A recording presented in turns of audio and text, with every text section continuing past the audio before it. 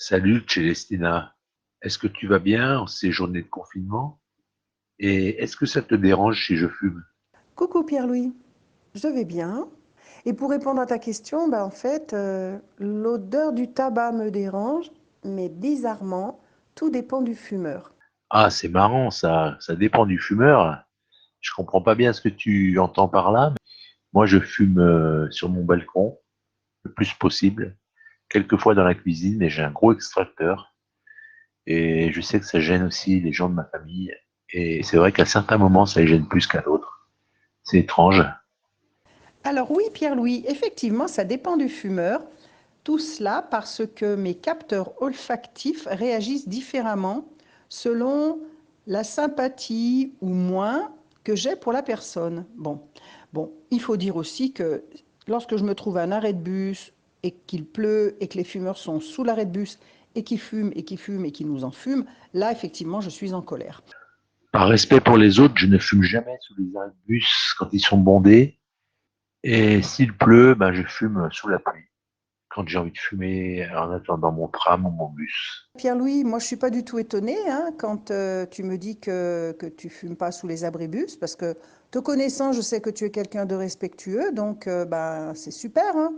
Et là, tu te conduis effectivement de façon civilisée, et je me dis comme ça que c'est normal, et que pour une fois, la normalité, elle prend un visage sympathique.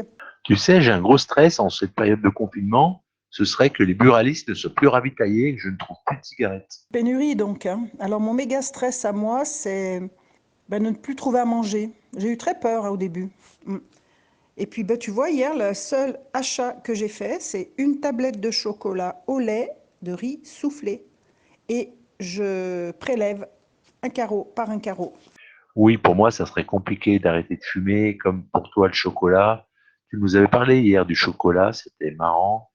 Dans ta boîte aux lettres avec le facteur, là. Ce qui est bien, c'est que tu arrives à manger un carreau de temps en temps. Moi, les cigarettes, c'est pas vraiment le cas. Je suis assez addict et maladivement, je fume du matin au soir. Je suis amoureux d'une cigarette. Alors, un carreau de chocolat par-ci, un carreau de chocolat par-là, c'est quand ça va bien. Hier, j'ai mangé plus qu'un carreau de chocolat. Voilà. Hein. J'avoue, j'avoue. Oui, l'idée, c'est bien ça, c'est de se remplir, de pallier un certain manque, non? Tu soulèves une question là, le manque, se remplir. Alors, moi je pense que c'est la même chose, tabac ou chocolat. Hein. Et ça me fait penser, je fais bien la distinction, en ce qui me concerne, sur un carreau de chocolat ou de plaisir, une tablette entière, il n'y a même pas de plaisir là-dedans.